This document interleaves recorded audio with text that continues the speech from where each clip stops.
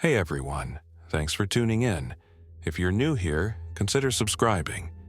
It really helps keep these stories coming. And while you're here, let me know in the comments where you're listening from. Now, sit back, relax, and let's get into the story. I felt the first vibration before the alert hit our phones. It was the subtle change in the train's tone that I always listened for without realizing it. The difference between a motor underload and a motor coasting. I was standing by the middle doors of the second car on a Manhattan-bound F train that had just left Queens Plaza during weekday rush hour. It was late afternoon, close enough to evening that the platforms were still crowded, but the car lights looked warmer against the tunnel walls. Commuters swayed, backpacks pressed together, a stroller wedged near the pole, two teenagers shoulder surfing a video. I had my orange MTA maintenance vest folded in my bag and a steel tiki in the pocket of my jacket. The operator's voice crackled with something about delays on the 6th Avenue line. Then every phone on the car chimed at once. The screen showed an emergency message in block letters telling people to avoid large crowds and to follow instructions from city officials. Above that came a flood of push alerts and texts. Riots at stations, violent attacks, infected individuals, medical emergency. Someone cursed under their breath. A man in a suit started dialing and then stopped, as if remembering he'd never get a signal in the tunnel. The train's lights flickered. A second later, we felt the brakes bite hard. The car pitched as steel wheels shrieked. Bags slid, the stroller squeaked. Then we stopped. Not at a platform, but somewhere between 23rd Street and 14th Street, the tunnel wall inches from the windows. People started talking at once. I stepped forward and rapped on the window with my knuckles, listening. No third-rail hum, no ventilation fan noise up ahead. The operator tried the PA. The speaker close to me hissed, and then his voice.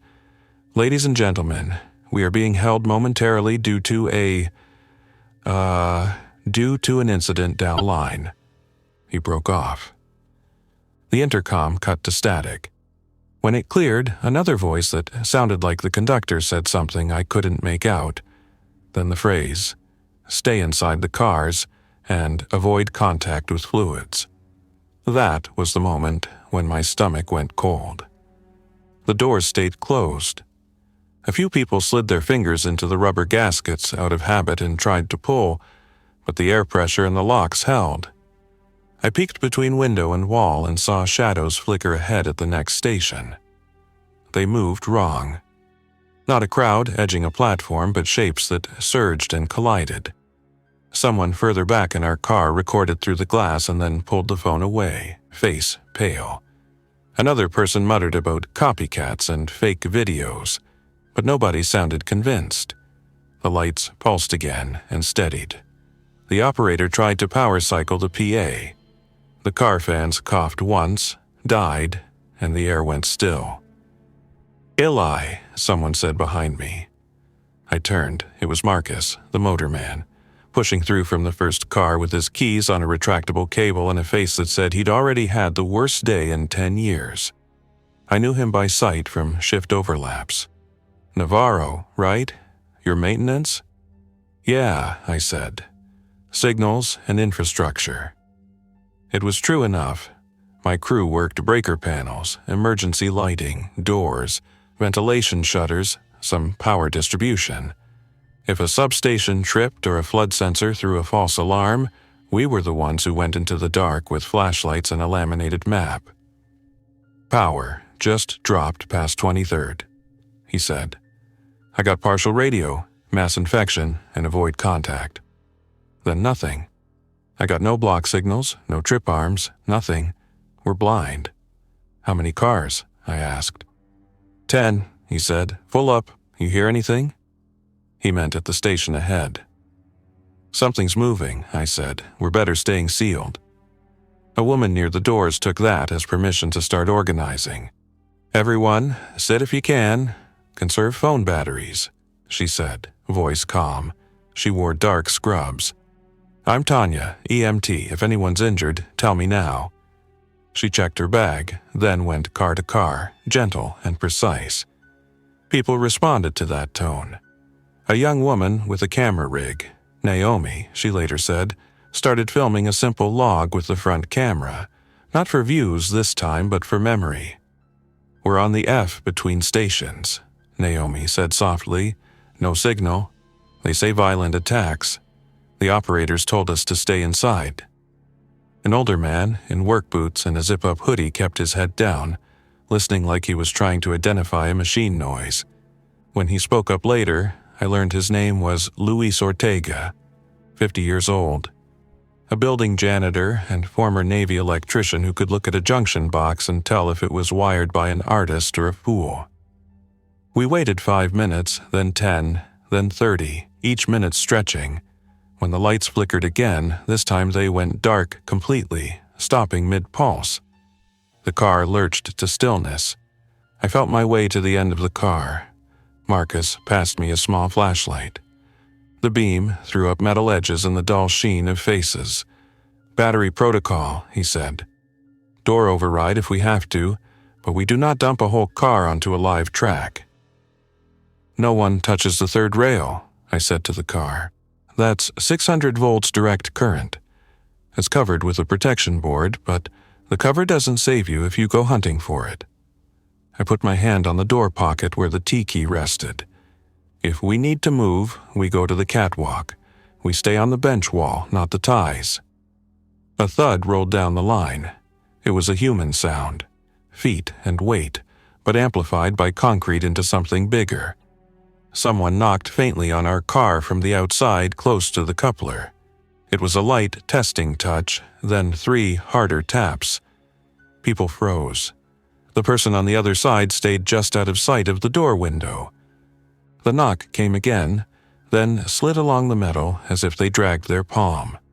I gestured to Marcus. He put a finger to his lips. We waited without breathing. The knock moved away.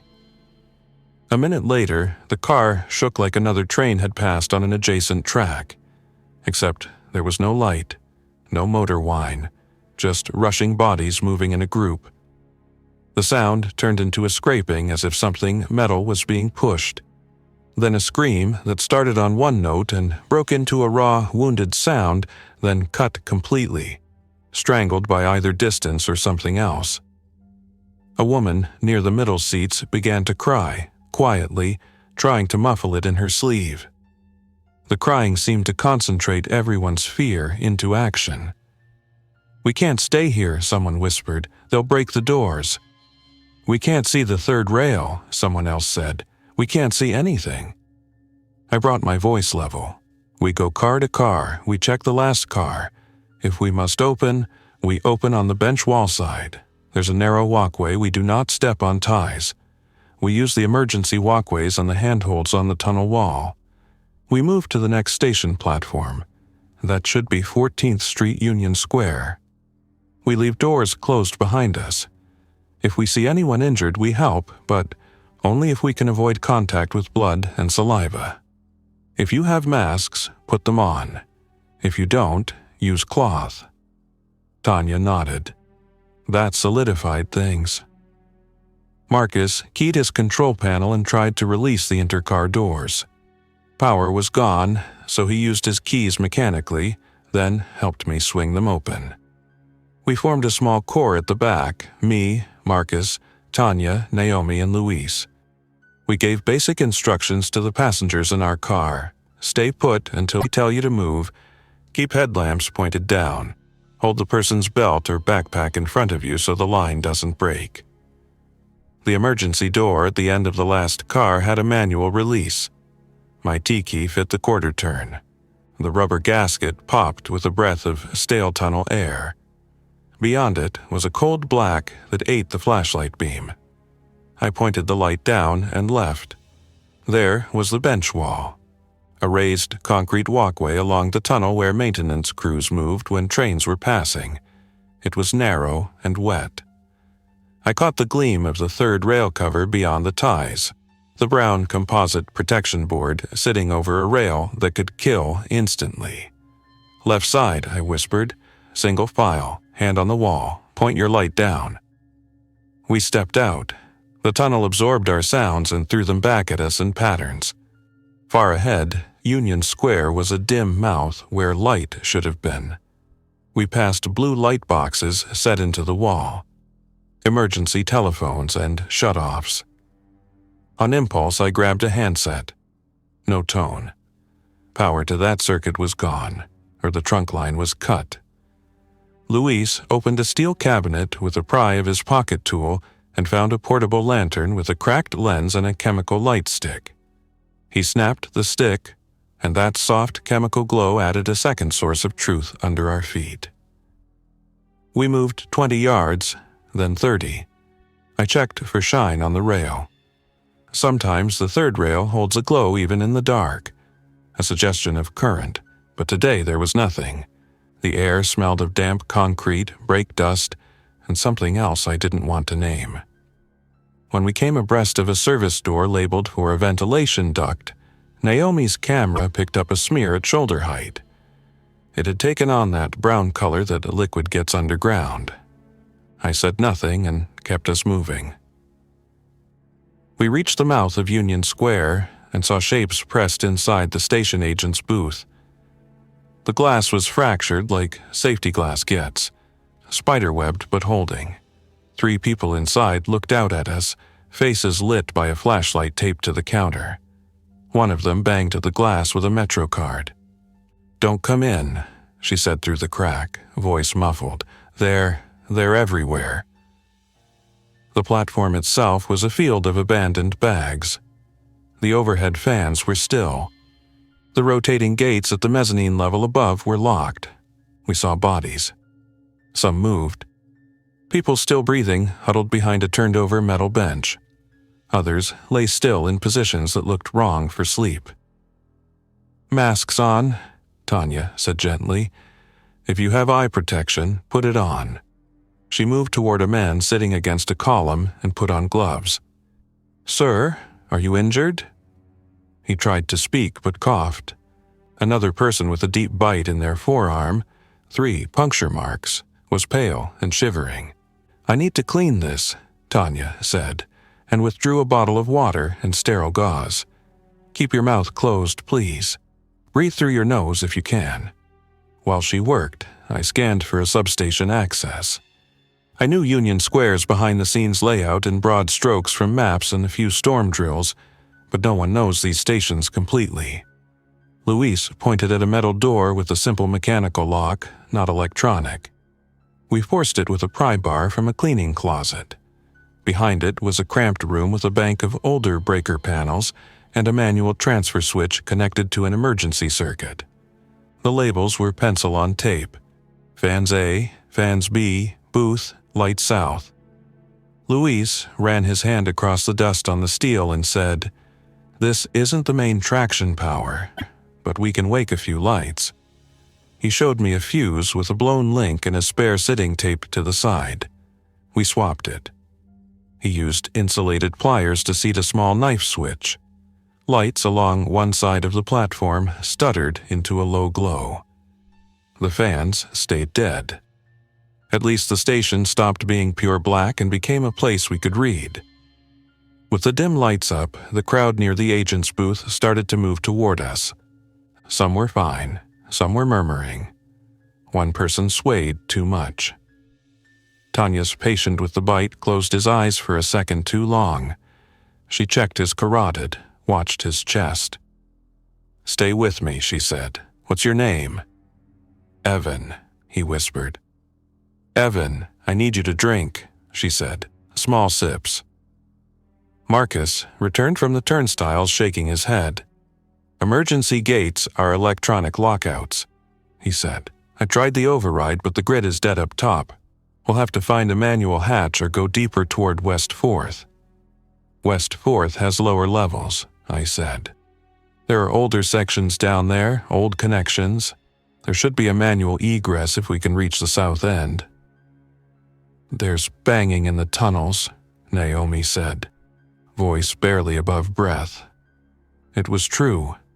Somewhere downline, something metal was being hit rhythmically. The signal gantry at the end of the platform trembled once, twice, as if struck by a sledge. My back tightened. "We can't stay and wait," I said. A sound behind us made everyone turn. The man named Evan exhaled a breath that rattled. His head dropped forward. Tanya leaned in, then recoiled half an inch, face composed, voice steady. "Eli," she said calmly, not shouting. "I need help." Evan's chest jerked again, a reflex. His eyes opened, but they didn't focus. His mouth worked like he was trying to remember how to form a word. Tanya put her gloved hand gently on his shoulder and spoke clear instructions to the two strangers beside her. "Please, back up 2 steps. Put your masks on. Do not touch him if he reaches for you." The two strangers obeyed as if she had a badge. Evan's hands twitched. He made a half sound. We were not going to let this scene become chaos. I signaled Luis. Without a word, he reached for a length of mop handle abandoned by a janitorial cart and held it low, like a bar to block a door, not as a weapon. Marcus stood on the other side, keeping space, eyes darting to the gap where the platform ended. Naomi turned her camera away.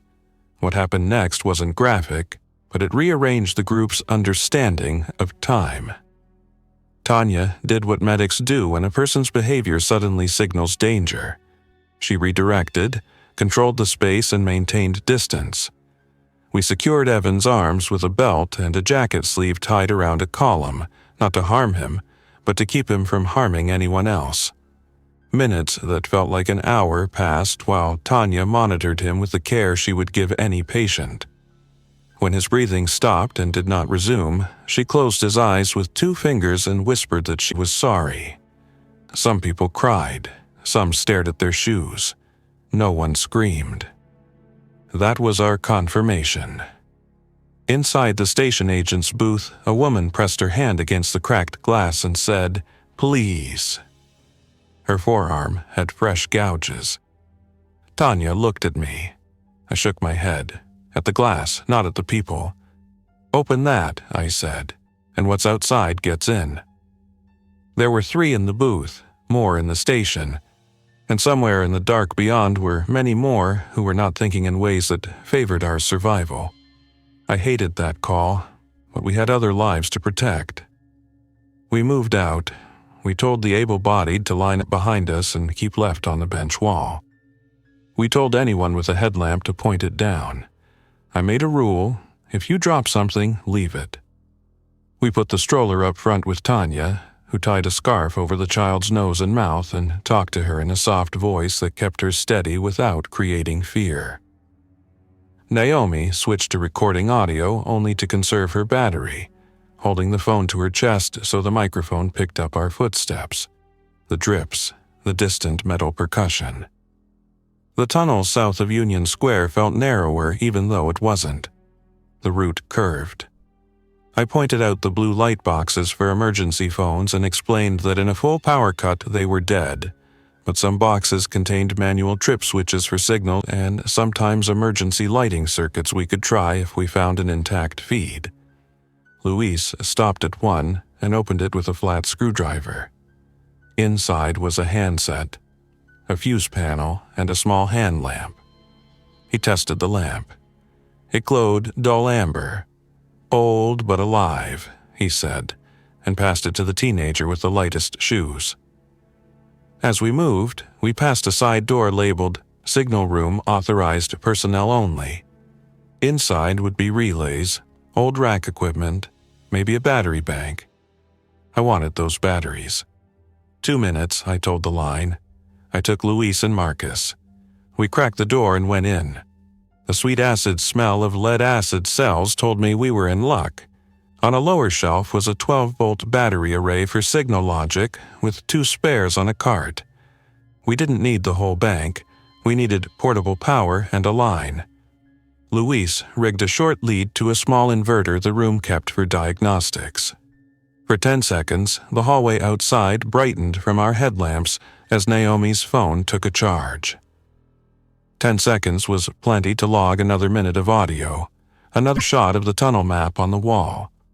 Marcus sacrificed his handheld radio batteries, 2 D-cells, for the fuse line that ran to a section marker lamp. He touched the leads.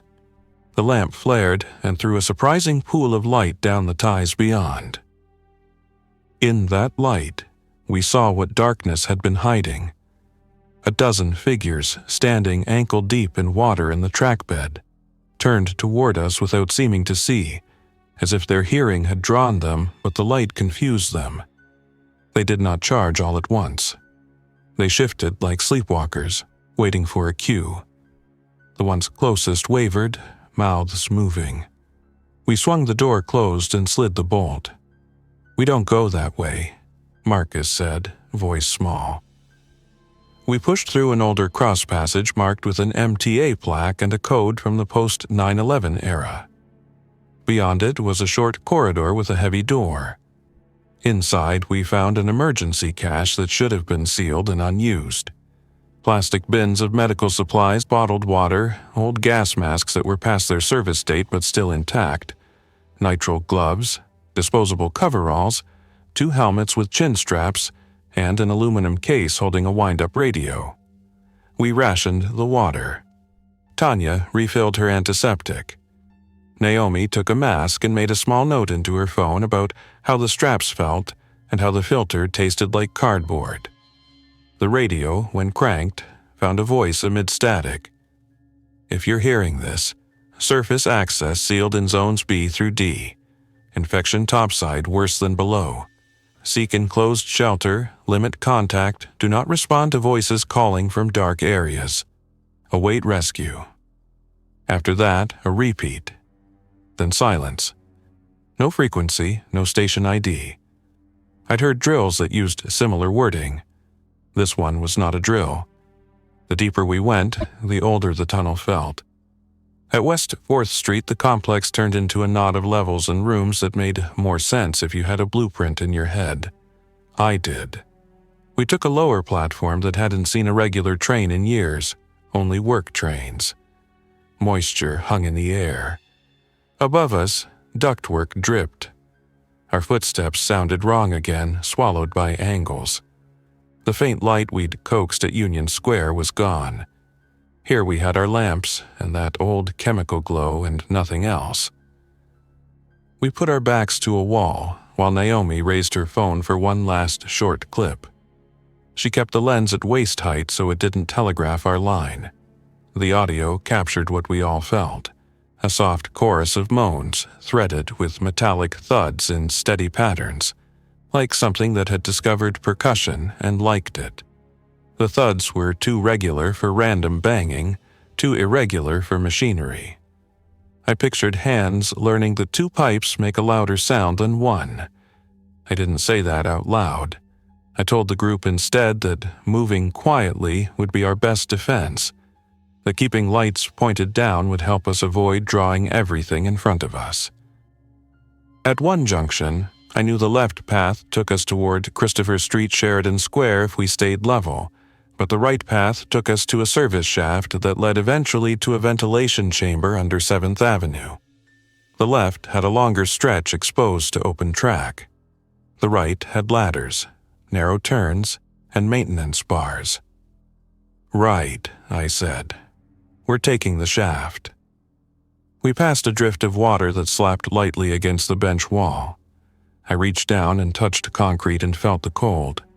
The third rail covers looked sound here, but we kept our distance. We moved under a signal mast, and I felt for the trip arm with my foot to make sure it was down and wouldn't catch anyone. The kids behind us, there were 2 teenagers and Naomi, stepped high over the air cable and avoided the coupler trip hazard like pros after a 10-minute crash course. People learn fast when learning is the difference between making it and not. Halfway to the shaft, something ahead hissed like steam. Then a shape moved out from behind a signal cabinet. It was a man in a delivery jacket with his face streaked and his arms hanging heavy. He saw our light and turned. Tanya's voice cut through the instinct to run. "Stop," she told him. "We can help." The man's head tilted as if her tone was pulling him somewhere familiar. Then, from behind him, another shape hit the signal cabinet, hard enough to make it ring, and both shapes moved as if on the same line. The first man raised his hands in the manner of anyone seeking help, but his fingers opened wide and he kept walking. "Back," I said. We didn't yell.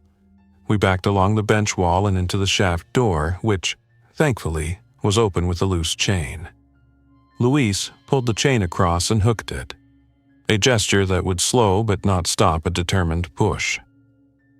Inside was a ladder and the trace of fresh air that smelled like dust and outside together. We went up. The shaft was a ribbed metal tube that climbed 5 stories in tight spirals. Every 15 feet there was a small landing where a person could press against the wall and let someone pass. We used every landing. The stroller went up with 2 hands and a belt looped through the frame. Naomi climbed above me and counted rungs for the person below. Luis pointed out the safety lugs on the ladder that kept it from sliding if it got wet. Marcus set a pace that matched the slowest without breaking them. Tanya kept the child focused by asking about their favorite food and what neighborhood they lived in. The child answered in simple words that sounded like sanity. Halfway up, we hit a grate, with bars spaced close enough to keep a fall from killing anyone but wide enough to let the hands through. Something below us hit the chain and the shaft door boomed like a drum. The chain rang, the door flexed. The people behind it made a single sound that wasn't a word and wasn't random. It was as if they'd learned to hit metal together to call others. The sound moved through the shaft and into us. We climbed faster in the steady way you do when sprinting would only make you slip. At the top of the shaft was a horizontal passage with low clearance and a set of dampers that could be cranked open with a wheel. The wheel had rusted a little. Luis tapped the hinge pins with the handle of his tool and then threw his weight into the wheel. It resisted, then turned. The dampers shuddered and opened a few degrees. A gust of warm air entered, carrying smoke and faint sirens. We squeezed through one at a time. On the far side was a concrete room with numbers painted on the wall, and a ladder up to a metal hatch labeled with a code for a ventilation intake near 7th Avenue. I put my hand on the hatch. It was warm. I slid the dogs on the hatch lock. The mechanism cleared with a scrape that sounded too loud. I listened. Outside, honking that didn't move and a distant siren that rose and fell without getting closer. I pushed. The hatch opened onto a service alley next to a row of vent grates, the kind you could walk past 1,000 times without noticing. The alley was full of soft ash and paper. The light had a brown cast through smoke. People on the ladder behind me waited for my face to tell them if it was safe. I didn't know what safe was now, but I knew we couldn't go back. I pulled up and slid onto the surface. The air tasted burned. I reached down and took the stroller, then hands, then arms, then shoulders.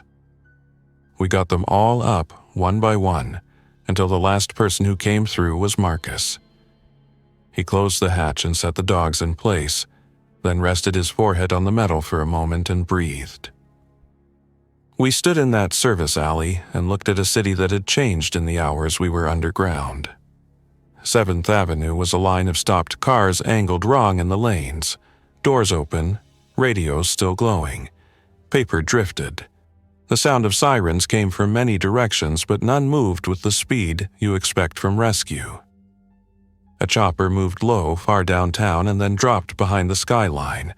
Then a slow plume rose. The sun was down behind New Jersey, leaving a light that made glass look dull.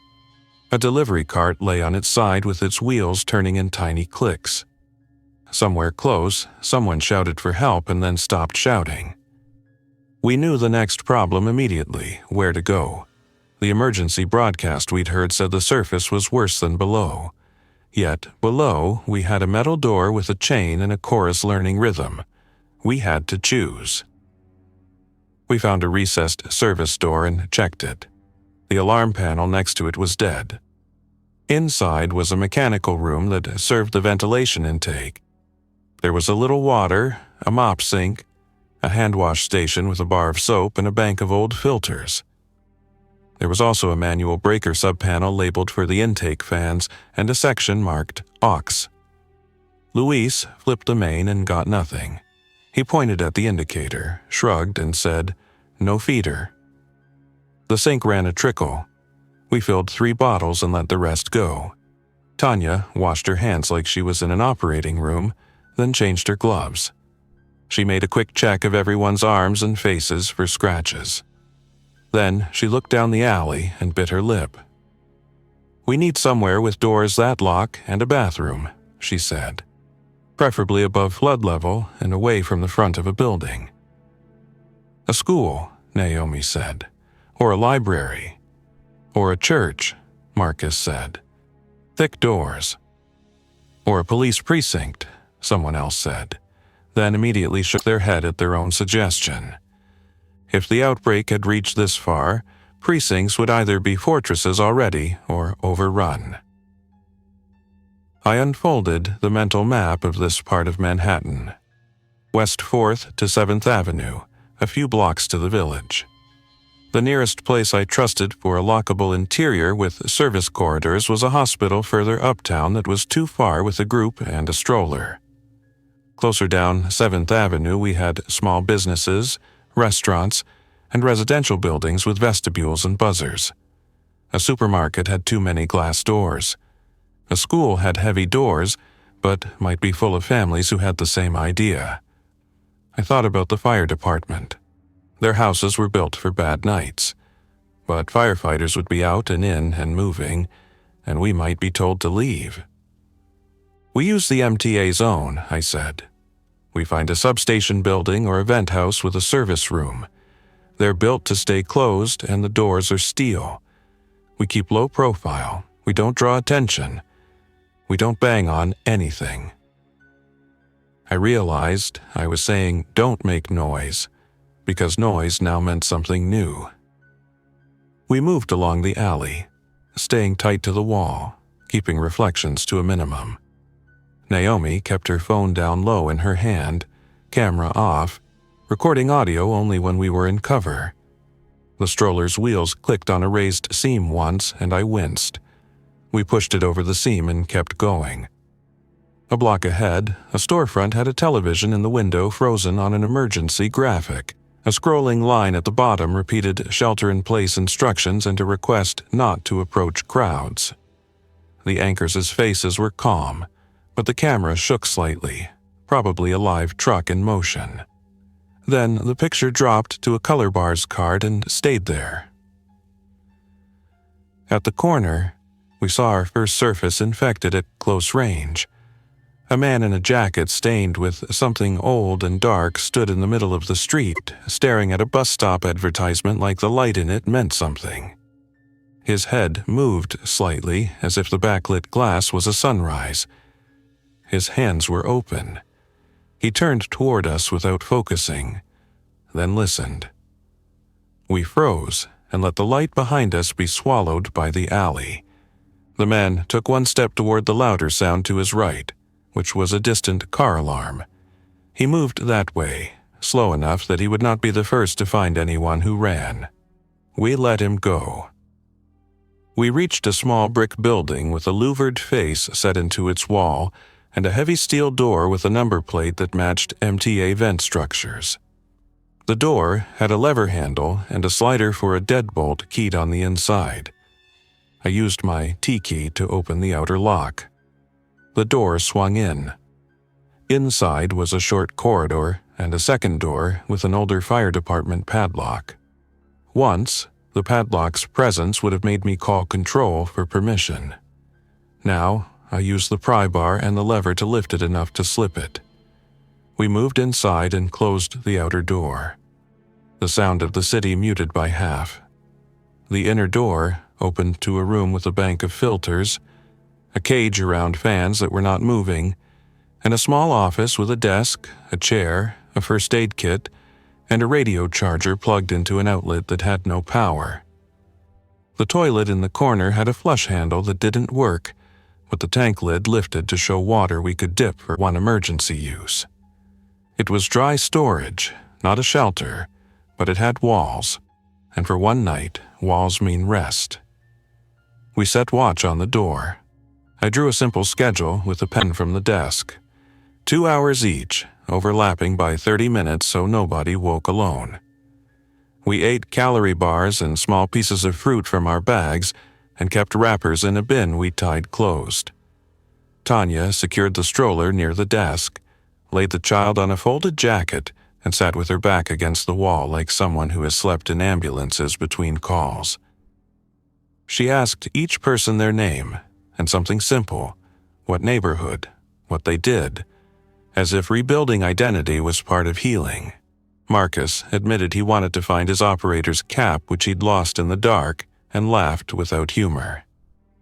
Naomi logged voices, asking permission first, always turning off her phone when anyone wanted privacy. Luis examined the breaker panel and traced its feeder to where it entered the room through a conduit, telling me softly that if we recovered power, we could pull a little for lights without frying anything. I liked the way he said, "if we recover power," not "if power comes back." We listened. The outside world kept burning without the normal rhythms of buses and pedestrians. Sometimes we heard voices calling names. Tanya stiffened at that. "Do not open for voices," she said to all of us. "If someone is truly uninfected, they will knock a specific rhythm that we decide now." We decided on 3 knocks, slow, then 2, then 1. And if a person uses the code and sounds wrong, she said, we wait and listen and decide as a group. No one argued. We took turns trying the wind-up radio. When I turned the crank, I found one voice that sounded like it was coming through a pipe. It said the bridges were closed, that ferries had been commandeered, that Manhattan hospitals were at capacity. It said emergency shelters were being designated at certain schools, but that you should not approach if you heard unusual sounds. The voice did not tell us where to flee. It told us to limit contact and wait. Marcus sat with his back to the door on first watch. 30 minutes into it, he tapped the metal softly and looked at me. I joined him at the door, put my ear to it. A minute later, we heard a soft rub like fabric. Then the handle clicked as if something brushed it, not turned it. 3 knocks followed, slow, then 2, then 1, and then a 4th knock, closer to the second in rhythm than the 3rd. I looked at Tanya. She shook her head. We stayed still. The person outside tried the rhythm again. It was closer this time, but still had a wrong spacing. After the knocks, a voice said, "Hey, open up, please." The voice was a woman's. It had the right strain. It had the exact tone of a person who had run and found a door and needed help. Tanya leaned close to the door without touching it. "State your name and where you just came from," she said. "And do not touch the handle again." Silence. Then the voice said, I'm Naomi." Our Naomi looked up from her log with wide eyes. Tanya nodded once to herself and said through the door, "We already have a Naomi." The voice hesitated and then hit the handle again, hard. We stayed still, the handle stilled, the feet moved away. We slept in shifts. The city outside went through its own dark night without streetlights, guided by the last gas generators and the last batteries and the last will of people doing their jobs until they ran out of tools. At some point, a patrol car rolled slowly, lights on, siren off, then stopped. At some point, a helicopter circled and the sound faded north. We added those to our map. Possible responders, possible routes, maybe. In the morning, if you can call it morning when the sun is a dull square behind a haze, Luis and I went back down into the vent room and opened the breaker panel again. He had found a small step-up transformer in a storage cabinet used for testing motor actuators. With 2 battery packs from the signal room, he had carried them up because he had a back that could take it, he made a small circuit that would give us one working light overhead. When it flickered on, a stupid joy went through the room. Light that didn't come from our tired hands. We blinked and saw we were all filthy with the kind of dust that turns everything the same color. Tanya pointed at the sink and said we'd do a careful cleanup, one person at a time, hands, faces, eyes. She set rules for the bathroom. She set a plan for food. She asked who could go out and scout without drawing attention. Marcus volunteered. I did too. Naomi asked to come and record quietly so we could remember where we went. Tanya told her yes, but only if she followed directions without negotiation. Naomi nodded, serious. We built a list of objectives simple enough not to get us killed. Find a building map for this block. Find a pharmacy kit with disinfectant and bandages. Find a way to charge devices without relying on our 2-signal batteries. And find a route back into the tunnels that avoided the place where the chain rang like a bell. We decided a return below might be safer than staying above if the infected gathered in large numbers. We didn't speak the word trap, but it hung in the air like a label for both options, above and below. We moved out as a 3-person team, me, Marcus, and Naomi, while Tanya kept watch with Luis and half the group, and the other half prepared to move fast if we did not return in 30 minutes. On the street, the air had already warmed with the day. Smoke was thinner, but the silence felt heavier. We cut across to a building entrance where a metal gate gave into a service hallway. Inside was a bulletin board with a floor plan. I snapped a photo. We followed the corridor to a back stair.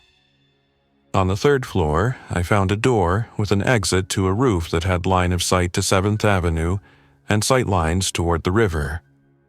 On that roof was a utility cabinet with a small solar inverter for a tenant's legal requirement panel. The panel wasn't big, but it was wired to a battery stack the size of a briefcase. It had a USB port. I plugged Naomi's phone in and let it take a few percent. She turned the screen on and off only to check the charge. She kept it dark otherwise, battery indicator a simple number we all watched like a fuel gauge. We hit a pharmacy 2 blocks over, where the glass had been cracked but not smashed out. Marcus pried a panel enough to slip through. Inside, shelves were knocked down, but the first aid aisle was partly intact. We took saline for wound wash, bandage rolls, adhesive tape, antiseptic wipes, a thermometer, and a blood pressure cuff for Tanya. I left the narcotics behind the locked case. We didn't need them for now, and taking them could get us in trouble if law still held anywhere. We found a shelf of electrolyte drinks. I took 2 and left the rest so the store would still look half full and not like it had been raided. On the way out, we heard shouting.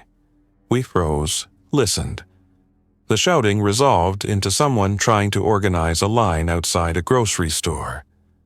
A voice said, "One at a time, please. We will help everyone." The reply from the crowd had the wrong pitch. We backed away and took a different street. We returned to the vent building with our supplies and a map. Tanya took the saline like it was gold. She cleaned small scrapes we'd all ignored. She checked everyone's temperature. She wrote names and numbers on a paper log. Naomi recorded each name, each age, each neighborhood into her phone with timestamps, making a record. Marcus stared at his hands and said, not to anyone in particular, that he kept hearing the trip cock on the train, the little air hiss when the arm hits it, like a phantom limb, like the system itself wanted to be running, but was now a body with no signal from the brain. Luis sat with him and said he once rode a destroyer for months after decommissioning and swore he could still feel the engine turning even when they were tied to the pier. People laughed softly. It sounded like a promise that humans could remember movement and start it again. In the afternoon we made the call. The city above was not a place for a group to move, not with a child and 3 older adults whose knees were already complaining. The tunnels below were known to us, known to me, more than the surface chaos was. We decided to return below and move for Christopher Street, where I prayed there would be a manual hatch we could use to surface closer to the river and perhaps find a Coast Guard pier or a ferry dock with people in charge. The emergency broadcast had said not to approach crowds. Piers are crowds in the best of times, but the river was a path. Roads were barricades. Rails were closed. Water moved. We ate, drank, packed, and sealed what we could not carry in the vent room, leaving a note for any person who came after us describing the situation and the route we took.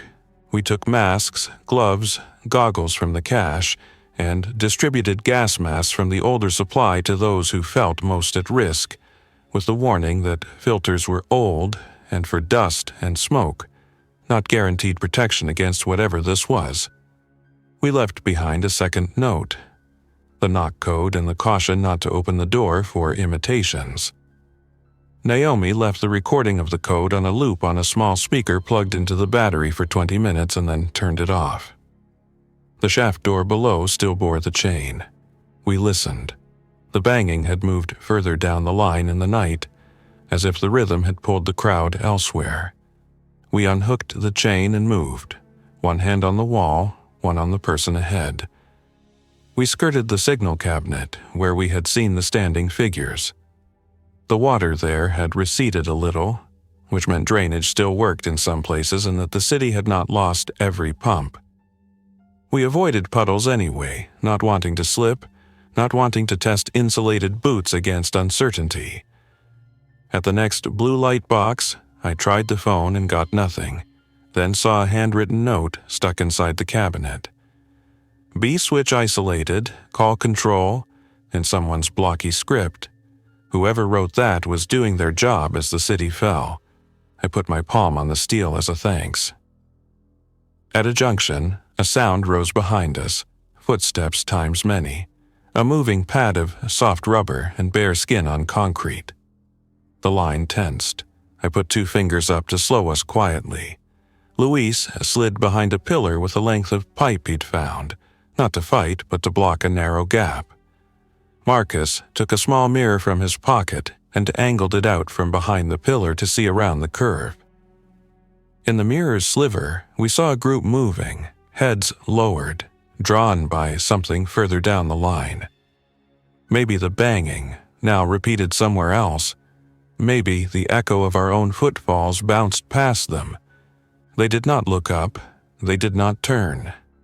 We let them pass like we were sticks in a river that had found a path around us. We reached the cross passage towards Christopher Street Station. The passage was partly flooded with 3 inches of water. I tested the third rail cover with the end of the pipe and felt it firm. The water would not be energized if the rail was dead, but I was not going to trust that. We hugged the bench wall where the water was shallowest. Naomi whispered that the moaning ahead had a new rhythm. I listened. She was right.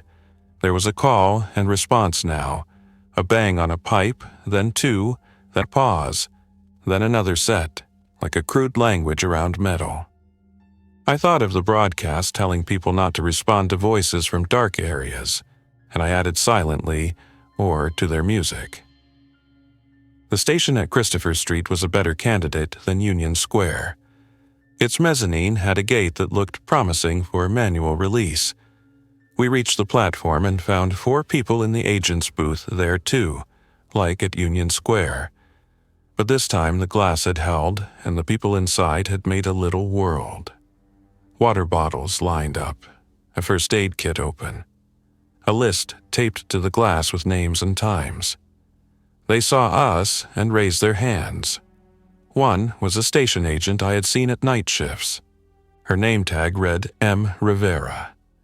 She pointed to her ear and shook her head, no radio, no intercom. I pointed to the gate and made a turning motion, manual latch. She nodded, then pointed to a side hallway and mimed a wrench. We understood each other. Tool in hallway, tool unlocks gate, gate opens, controlled exit. Luis and I went for the tool. It was where the agent said it would be, a heavy key wrench for the gate's manual bolt. We set it into the slot and leaned. The bolt moved with a groan.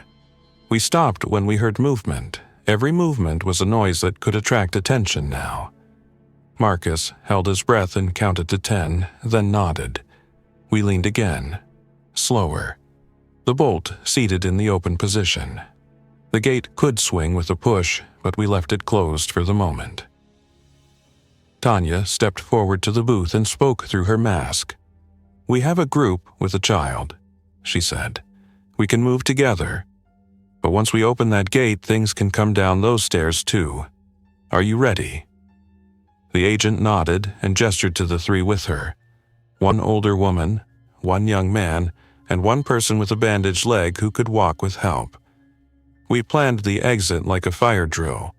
Pair each vulnerable person with 2 people. Keep the gate only as wide as necessary, swing it closed if the top of the stairs showed movement, and no one runs unless the person at the front says, "Run." Then we opened the gate.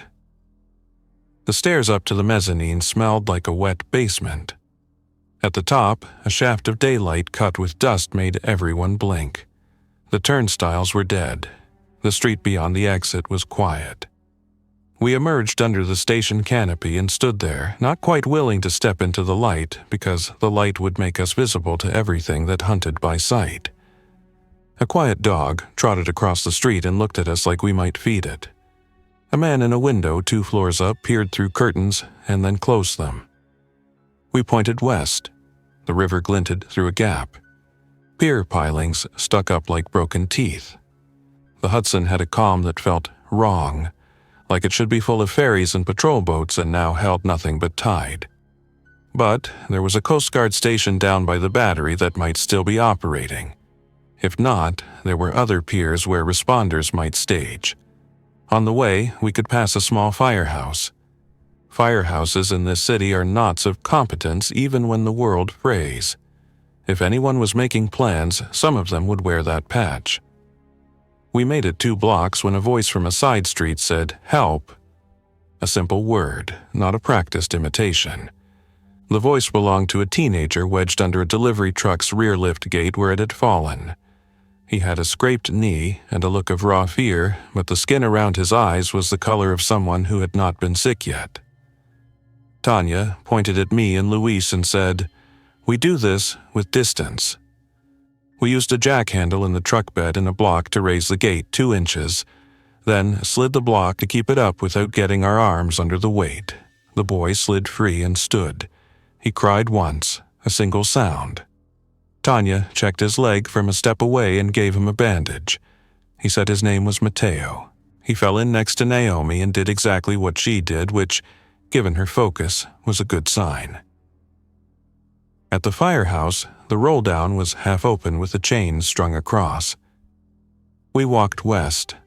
The last blocks to the river were the hardest because the wind carried smells that made people look toward alleys and windows. The water smelled clean even with the city's edge beside it. The piers had ropes and bollards and rails we could use as anchors if we needed to tie off. A small patrol boat was moored with her lines doubled, as if the crew had planned to leave and hadn't. The boat's outboard motors were tilted, props clear of the water. The boat's radio antenna was bent. I didn't like it. Approaching a boat without knowing who was aboard or where the crew had gone would be the opposite of safe. We stood there, breathing, making a plan to either signal quietly for help or to find another path along the river to a place where the Coast Guard or police had set a screen. Naomi lifted her phone and looked at the little bar of battery and the little bar of reception. The reception jumped to 1 bar, then 0, then 1. She pressed send on a text she'd queued. "We're at the river west of Christopher Street. We're alive."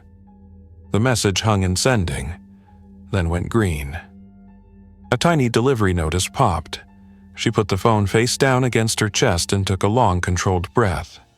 "Okay," she said, "okay." Behind us, down the street, a grate in the sidewalk rattled. The sound was that same rhythm, metal on metal, 2 knocks, then a pause, then 1, then a pause. We turned not as a panicked crowd, but as a line that had learned to move together. We had a choice again: ahead, water, open sight lines, risk; behind, tunnels, darkness, risk. We weren't choosing between good and bad now. We were choosing the kind of risk we understood. "I can get us into the service corridor along the river," I said, pointing to a vent house I recognized from past work orders. "From there, we can either follow it south to where responders might be, or we can shelter and listen and wait for a radio call that sounds real." I didn't say what real meant, but everyone nodded like they knew. Real sounded like routine even when nothing was routine. Real sounded like more than one voice. Real sounded like someone naming cross streets in a way a map could hold. We moved, and the story didn't end, because in a city like this, in an outbreak like this, you don't get endings. You get pauses where you buy time, where you hold a door for a stranger, where you tie a note on a firehouse chain even when it seems like no one will ever read it, because someone might, and that might be the thread that pulls tomorrow into shape. We had elevators without power and ladders with wet rungs and streets that looked like still photos.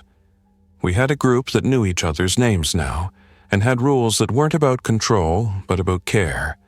Masks on, light down, keep distance, keep together, don't answer the music in the dark. We had a city that had become a map of choices. Go higher, go lower, turn left, turn right, and whatever you do, listen. We descended one more set of maintenance steps into another cooled corridor with louvered doors, and fans we could start if we ever found power. I shut the door quietly behind us and, with Luisa's help, sealed it with a length of chain passed through hasps and secured with a screwdriver so it would take someone with time and intent to open. Tanya set the child on a folded jacket again and began her rounds, eyes steady, hands careful, voice low. Marcus spread the map and drew a line to appear further south where someone might be coordinating. Naomi held her phone like it was a small candle that could light just enough of the next step to make it. I opened a metal panel and traced wires with my fingertips like reading Braille. Somewhere, power still ran. Somewhere, a substation still hummed behind thick walls. If we found it, we could raise a light. If we raised a light, we could make a signal. If we made a signal, maybe another group would answer with one that sounded real. Above us, the city was still there. Brick and steel and glass and water and the breath of millions who had named its streets and drawn its routes. Below, the rails still ran straight, even when the train stopped. We were between the two, choosing the dark when the light drew danger, choosing the light when the dark learned a rhythm, and finding a way to write our names on a whiteboard so that if anyone asked tomorrow who made it through this part, there would be an answer. Thanks for listening. If you enjoyed this story, don't forget to like and subscribe. Your support keeps these creepypastas coming. Until next time, stay alert, stay safe, and never ignore the feeling that something is watching.